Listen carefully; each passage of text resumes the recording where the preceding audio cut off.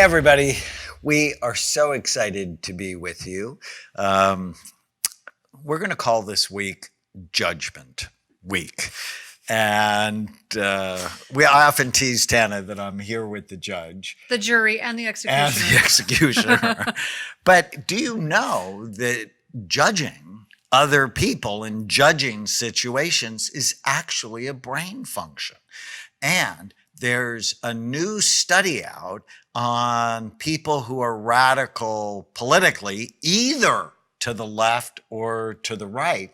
And when they did cognitive testing, they found that the people who were most left and most right were cognitively rigid. What we want you to do is just think in your head where you are judgmental.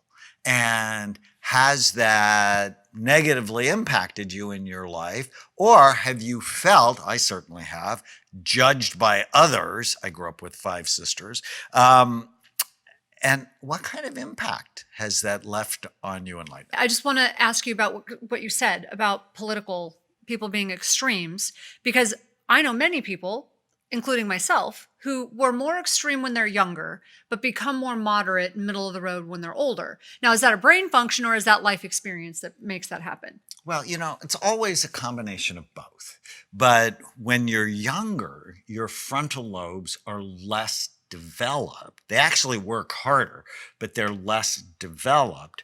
And the most violent teenagers are actually the youngest teenagers. So in group members, it's sort of like a baby snake that, would you rather get bitten by an adult rattler or a baby rattler? And you'd rather get bitten by an adult rattler because they can control how much venom they put into you, but a baby can't control it because their nervous system is less developed. Interesting. And so the super judgmental among us often have frontal lobes that work too hard. So when I first started doing imaging, I found that people who were racist, their frontal lobes worked too hard. It was really interesting. So if things didn't go their way, they would become upset. And on the surface, it appears selfish. But really, when you look at it from a neuroscience standpoint, it's not so much selfish as it is rigid. And there's a big difference. Okay, but we have to also look at the other side of this because... Of course we do, because that's what we do.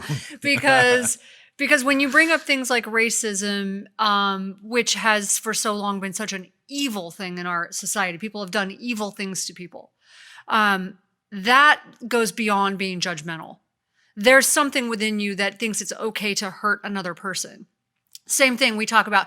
The one thing I will never not be judgmental about is pedophiles. I don't care what anybody says, they should die.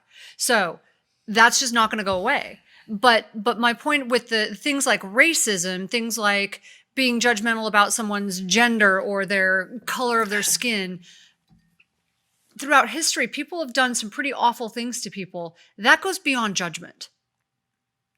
I mean, that digs deeper than that. And people do it even in groups. And so we have to talk about where judgment stops. And it's not just about you being judgmental. It goes into why you think you have the right to do something evil to someone else. Well, it's that extreme way of thinking. And it's not all brain. So don't hear me say that, right? Those of you that listen to the Brain Warriors Way podcast know that Tana and I always talk in 4 circles, right? There's a biology, but nobody talks about the biology of racism. There's a psychology. How are you thinking about the other person?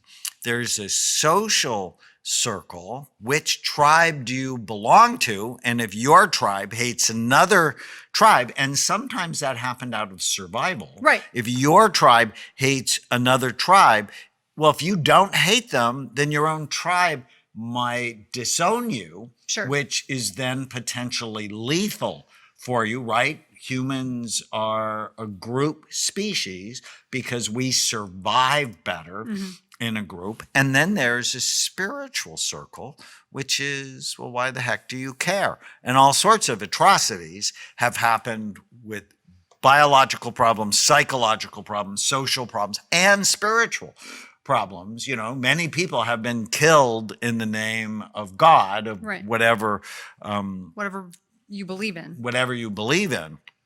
And so, but the point of Judgment Week is all of us judge. All Everybody. of us have been judged.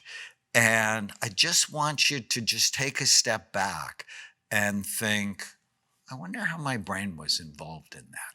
Yeah, even it's not always to the extreme of I'm racist against an entire group of people. It could be something, I mean, we all judge. That person's a jerk, right? You're judging them for something, and then it gets carried on. But we also, in the next podcast, maybe let's talk about why judgment with some things is good and can save you. We have to talk about both sides of this.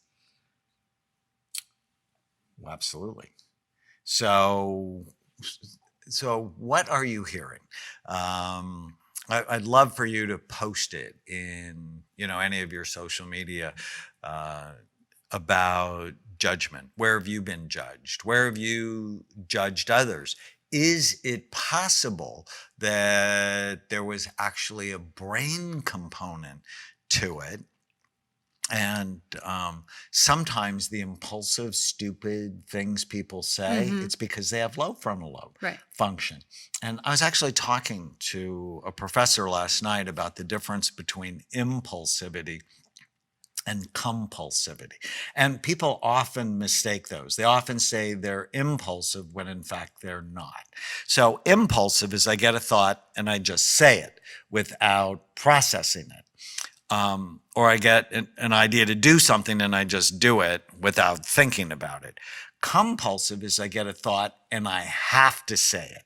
Or compulsive is I think I should do a behavior and then I have to do it. And they're often mistaken for each other. So let me just summarize. Judgment is in part a brain function. And if your brain is working right, you're much more likely to make rational judgments than it's not. If you find yourself far, far left or far, far right, that you just want to ask yourself, am I extreme in other areas of my life? And my experience is some people who are, they're not that tolerant at home. And if things don't go their way, they might have a tantrum or they may become hostile or negative toward their spouse, toward their child.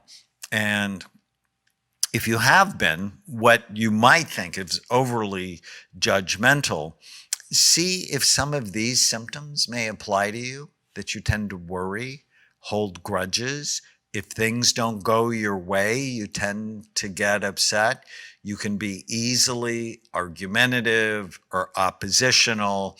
And my experience looking at scans is there's lower levels of serotonin. Serotonin is an inhibitory neurotransmitter, which means it calms things down.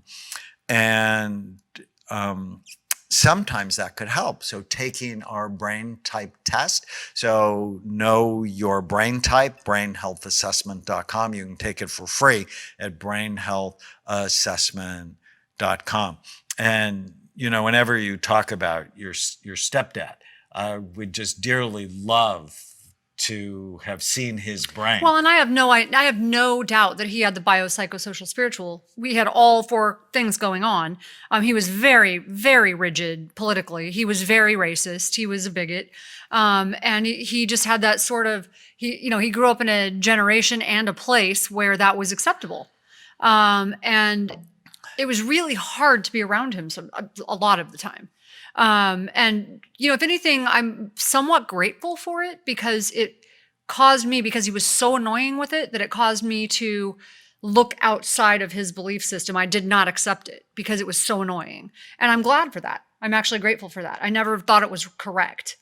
So because you've been around people who have been like that, it actually, and so that would be a social modulation of the behavior. Right. And since it was So your extreme. stepdad, you didn't inherit the same genetic vulnerabilities that he had. It just never made sense to me. And so whenever you think about judgment, either you've been judgmental or other people have been judgmental to you, you always want to go, so what was going on in their brain? And what was going on in their mind? Or what in their connections? Or their sense of spirituality? All of this matters. So, we're so glad you're with us. We do a weekly drawing for a free book giveaway, and they come from those people that leave a review on iTunes or on Brain Warriors Way podcast.com. You can also ask questions to us every week. We're going to take some time and answer your questions. But you want a free Brain Warriors Way cookbook because Tana just did an awesome job. And I am so blessed to be married to this beautiful woman. Stay with us. If you're enjoying the Brain Warriors Way podcast, please don't forget to subscribe so you'll always know when there's a new episode. And while you're at it, feel free to give us a review or 5-star rating, as that helps others find the podcast. If you're considering coming to Amen Clinics or trying some of the brain healthy supplements from BrainMD, you can use the code podcast10 to get a 10% discount on a full evaluation at amenclinics.com or a 10% discount on all supplements at brainmdhealth.com. For more information, give us a call at 855-978-1363.